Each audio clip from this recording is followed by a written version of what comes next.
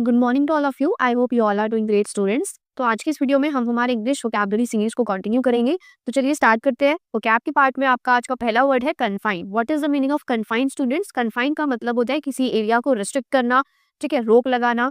तो का एडजेक्टिव है, मीनिंग देखते हैं, रिस्ट्रिक्टेड इन एरिया और वॉल्यूम और क्रैम्प्ड।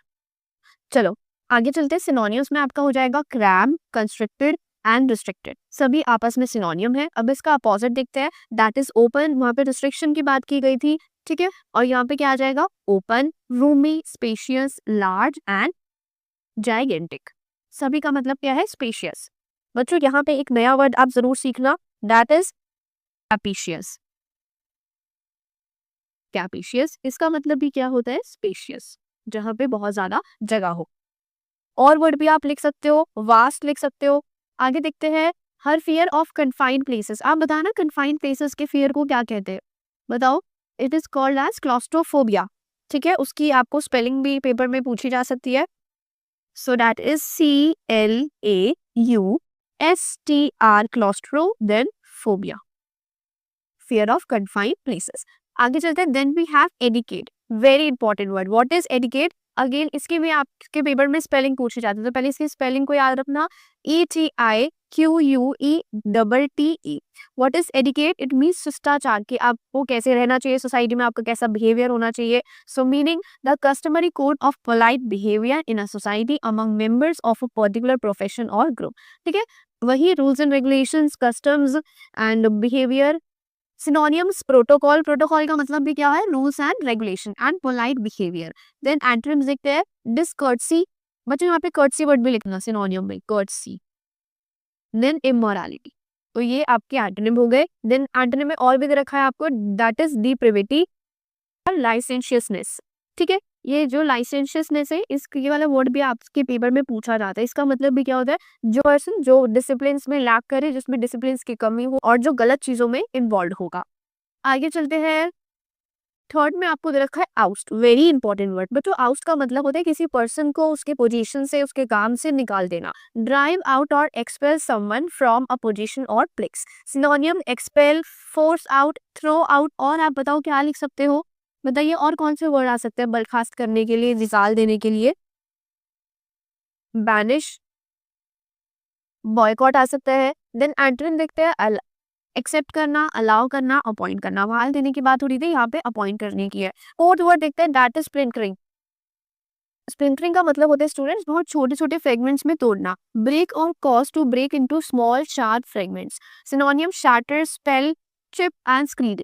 आपके पेपर में शैटर वर्ड काफी इंपॉर्टेंट है, ठीक है। अब एंटोनिम के हो जाएंगे यूनिफिकेशन। वहां पे तोड़ने की बात हो रही थी, यहाँ पे सबको जोड़ने की बात हो रही है। देन यूनियन, यूनियन का मतलब भी क्या होता है? जोड़ना। देखिए बच्चों, यहाँ पे आपको स्क्रीड वर्ड दे रखा है, यहाँ पे ये एक वर्ब की तरह काम कर रहा है। लेकिन अगर स्क्रीड किसी नाउन की तरह काम करेगा, नाउन की तरह काम करेगा, तो उसका मीनिंग क्या होगा? अ लॉन्ग एग्रेसिव और Boeing speech. A long aggressive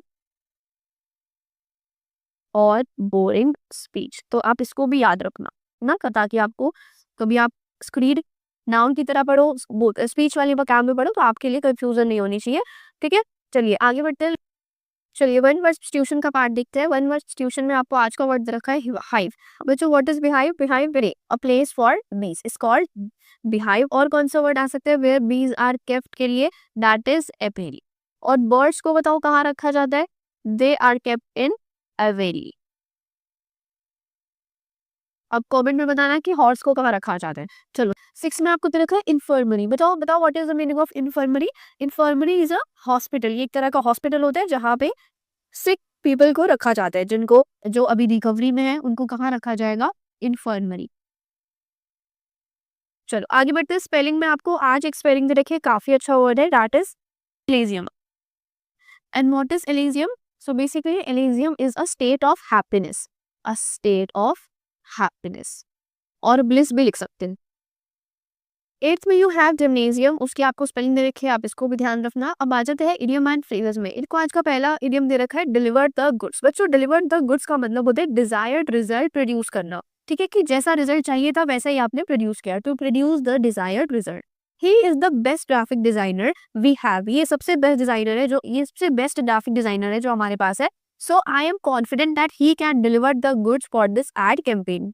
तो मैं कॉन्फिडेंट हूँ कि ये जो पर्सन है ये मुझे डिजायर्ड रिजल्ट देगा, ठीक है, इस एड कैंपेन के लिए। Next 10th we have don't upset the apple cart. What is the meaning of don't upset the apple cart? तो इसका मतलब होता है काम खराब करना। आप बोल सकते हैं जो चीजें ऑलरेडी प्लान है उसको खराब करना। If you are advised not to upset the apple cart, you are being told not to disturb the way things are done because it might ruin the things. कि जैसे चीजें प्लान करी गई है, जैसे चीजें होनी है, उनको आपको डिस्टर्ब नहीं करना है। एक तो ये था आपके आज के वोकैबुलरी, आप इन सभी को याद करना काफी इंपॉर्टेंट है। Thank you.